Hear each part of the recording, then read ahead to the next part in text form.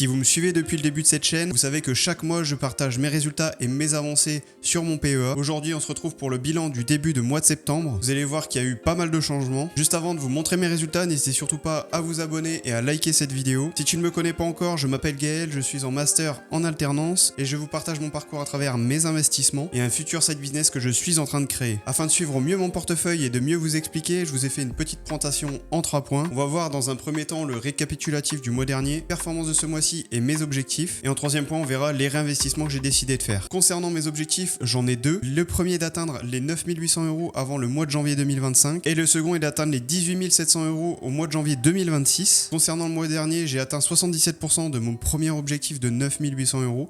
Et j'ai atteint 40% de mon deuxième objectif de 18 700 €. Concernant la valorisation en titres, mon portefeuille était estimé à 7 556 € avec 13 € d'espèces. On peut voir en dessous une courbe du S&P 500 qui a pas mal dégringolé de 6,7% qui avait fortement impacté la valorisation de mon portefeuille. Sur ce petit graphe, vous pouvez vous dire que je me suis peut-être trompé et en effet, j'ai pris le S&P 500 dividendes non inclus. Sauf que dans l'ETF que j'investis, les dividendes sont réinvestis au fur et à mesure qu'elles sont versées. Donc c'est pour cela qu'à partir du mois prochain, je vous mettrai le graphe du S&P 500 GR qui intègre le réinvestissement des dividendes. Et avec ça, on pourra faire un comparatif entre mon portefeuille et le S&P 500. Concernant ce mois-ci, on peut voir que j'ai avancé de 7% sur mon objectif des 9 800 € pour le mois de janvier 2025 et on peut voir que j'ai avancé de 4% mon objectif des 18 700 € pour le mois de janvier 2026, ce qui est quand même monstrueux. Ici sur la droite on peut voir l'évolution de mon portefeuille, donc la valorisation, les liquidités, les versements et le total des versements. Donc on peut voir qu'à la fin du mois d'août mon portefeuille avait rapidement grimpé puis est vite redescendu début septembre, ce qui m'a fait perdre environ 200 € de plus-value d'après mes estimations. Ce que j'ai inclus à partir de ce mois-ci aussi, c'est le total investi qui est de 8 059 €. On peut voir que mes titres sont de 8 234 € pour ce mois-ci, avec un solde de 26,32 € d'espèces. Et depuis le début de l'ouverture de mon PEA, on peut voir que j'ai fait une plus-value de 200 €. Alors vous dites peut-être que c'est très minime, mais lorsqu'on regarde la courbe d'évolution de mon portefeuille, on peut voir que début d'année 2024, j'avais très peu investi, à peine 1000 €, et c'est que à partir du mois de juin 2024 que j'ai investi une très grosse somme.